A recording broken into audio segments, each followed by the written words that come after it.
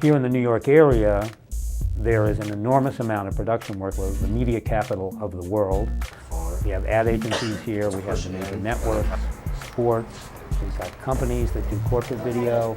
So there's an enormous amount of work, and given the technical foundation that you get in my program, you're useful right away. Well, does the wide shot, not the wide shot, the close-up, show him getting out of the picture? Because then maybe instead of doing the wide shot of him disappearing, then we could just do the close-up. I learned a lot more. I learned a lot more about cameras, what wires connect to what, lighting. I learned a lot more about camera angles or shots and stuff, and now know what to do, like for what situation, what to film. The most difficult thing, I think, finally deciding what your final product's gonna be, because you have so many options, and you could do whatever you want, and you might be editing something. You might say, oh, I want to do this, or do I want to do that?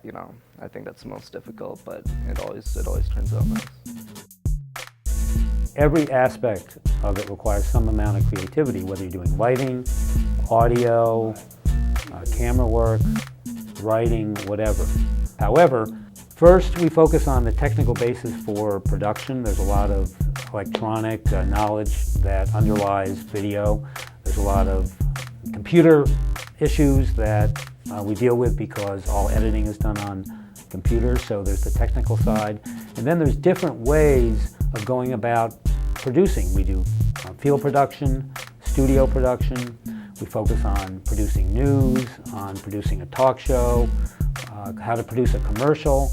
So on the one hand, we're looking at the technical basis for how television is done. And on the other hand, we're looking at the different program formats that you find in television and how to go about producing each of those.